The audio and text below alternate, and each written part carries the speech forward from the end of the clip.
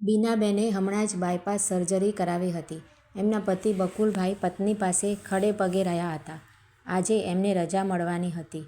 હોસ્પિટલથી ઘેર આવ્યા ત્યારે મોટા દીકરાએ સમાચાર આપ્યા કે માસી આવે છે.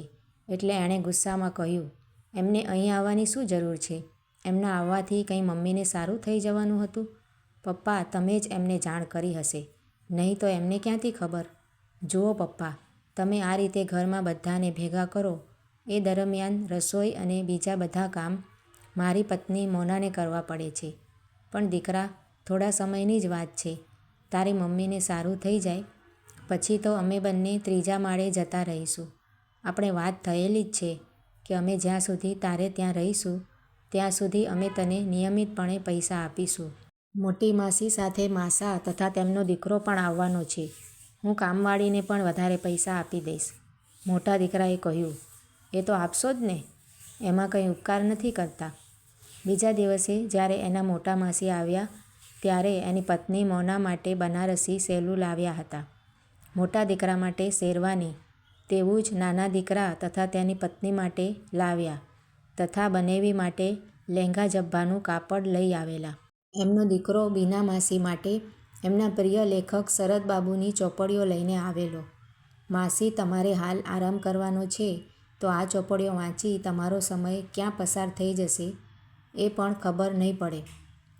અને એની મોટી બહેને તો બીનાબેનના ગળે સોનાની ચેન પહેરાવી દીધી અને બોલ્યા, જો બીના, હવે મારી ઉંમર થઈ ગઈ છે. હવે ફરી આપણે આ જન્મમાં મળી શકીશું કે કેમ એ પણ ખબર નથી. બનારસથી અમદાવાદ પ્લેનમાં આવી તો પણ થાકી ગઈ, પણ તારા વિશે જાણ્યું ત્યારે મારો જીવ બળતો હતો. બીના, હવે આપણે મા બાપ તો છે નહીં, પરંતુ મોટી બહેન અને બનેવી મા બાપની જગ્યાએ હોય છે. બીનાએ કહ્યું, મોટી બહેન, તમારી વાત સાચી છે. તમે આવીને મારા માથે હાથ ફેરવ્યો ત્યારે મને લાગ્યું કે મારો રોગ ભાગી ગયો છે. બીજે દિવસે સવારે માસીનો દીકરો ઉઠીને પહેલાં એના મા બાપને તથા માસા માસીને પગે લાગ્યો. માસીએ આટલું બધું આપ્યું હતું એટલે નાની વહુ પણ નીચે આવી ગઈ, કારણ કે બીનાબેનની બંને વહુઓને દંભ કરવો હતો કે અમે બધા ભેગા જ રહીએ છીએ. માસીના દીકરાને બહાર ખરીદી કરવા જવું હતું તો બીનાના બંને દીકરાઓ એની જોડે જવા તૈયાર થયા. જતાં પહેલાં એમના દીકરાએ પૂછી લીધું કે મમ્મી, બનારસમાં કોને માટે શું શું લાવવું છે એની યાદી મને આપી દો.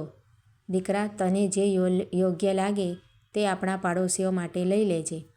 ત્યારબાદ એણે માસીને પણ પૂછી લીધું કે માસી, તમારે બજારમાંથી કંઈ લાવવું છે? એટલું જ નહીં, પરંતુ ઘરની બહાર નીકળતી વખતે એ બધા વડીલોને પગે લાગીને નીકળ્યો. બીનાના બંને છોકરાઓ તો ક્યારેય મા બાપને પગે લાગતા જ ન હતા. બહાર જતી વખતે પણ મા બાપને પૂછતા ન હતા કે તમારે કંઈ લાવવું છે? એ તો ઠીક, પરંતુ જ્યારે એમના પપ્પા લાકડી લઈને વહેલી સવારે દૂધ લેવા જતા હોય તો પણ કોઈ દીકરો કે વહુઓ કહેતા નહીં કે અમે લઈ આવીશું. માસાના દીકરાને બધી જ ખબર પડી ગઈ હતી કે એના માસા માસી એકલા જ ત્રીજા માળે રહે છે. બંને ભાઈઓ પણ જુદા રહે છે. જો કે દરેક જણ બાજુમાં આવેલ ગણેશ મંદિરમાં દર્શન કરવા જતા હતા. એ જોઈને એમના માસીના દીકરાએ બીનાબેનના બંને દીકરાઓને કહ્યું, કાલથી તમે ગણેશ મંદિર દર્શન કરવા ના જતા, કારણ કે તમે જે ઈશ્વરની ભક્તિ કરો છો એના ગુણ તમારે અપનાવવા જોઈએ.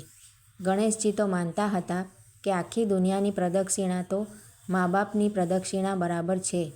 મેં અહીં આવતાની સાથે જ જોઈ લીધું હતું કે તમે તમારા મા બાપને તરછોડો છો અને એમની સાથે કેવો વ્યવહાર કરો છો. એટલું જ નહીં, પરંતુ તમે રાત્રે તમારા પપ્પા પાસે પૈસા માંગતા હતા એ પણ મેં સાંભળ્યું. તમારા મા બાપે તમને નાનેથી મોટા કર્યા એનો હિસાબ એ તમને આપે છે. આખી જિંદગી તમારા માટે મહેનત કરી. અરે, તમે આ પૃથ્વી પર પણ મા બાપની કૃપાથી આવ્યા છો. તમે ગમે તેટલી તીર્થયાત્રા કરશો તો પણ ઈશ્વર રાજી નહીં થાય. દુનિયામાં એક મા બાપ જ એવા છે કે તમારી ભૂલોને માફ કરે. હું તો આજે પણ કહું છું કે હું જો ચાર્ટર્ડ એકાઉન્ટન્ટ થયો છું તે મારા મા બાપના આશીર્વાદથી. એટલે જ તો તમારા ઘરમાં શાંતિ પણ ક્યાંથી હોય? જે ઘરમાં મા બાપને પ્રેમ અને સન્માન ના મળતો હોય એવા ઘરનું પાણી પણ ના પીવું જોઈએ. એટલે જ અમે કાલે પાછા બનારસ જઈએ છીએ. બીનાબેનના છોકરાઓને પોતાની ભૂલ સમજાઈ. એમણે પોતાના મા બાપને કહ્યું, અમારાથી બહુ મોટી ભૂલ થઈ ગઈ છે.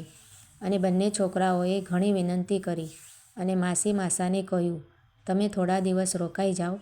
અમારો માતા પિતા પ્રત્યેનો પ્રેમ પણ જોઈને જાઓ. બંને છોકરાઓના બોલવામાં સચ્ચાઈ હતી. ત્યારબાદ તો માસી બીજા 2 દિવસ રહ્યા. એ દરમિયાન એમને માતા પિતા પ્રત્યેના વલણમાં ઘણો જ ફેર જોયો. ખરેખર એ લોકો જાણે સમજી ગયા હતા કે 64 તીરથ માતા પિતાના ચરણોમાં જ છે. મિત્રો, આ વાર્તા તમને કેવી લાગી છે તે કમેન્ટ કરીને જરૂરથી જણાવજો. અને જો સારી લાગી હોય તો વિડીયોને લાઇક શેર કરીને આવી જ બીજી વાર્તાઓ જોવા માટે મારી આ ચેનલને સબસ્ક્રાઈબ કરજો. વિડીયો જોવા માટે તમારો આભાર માનું છું.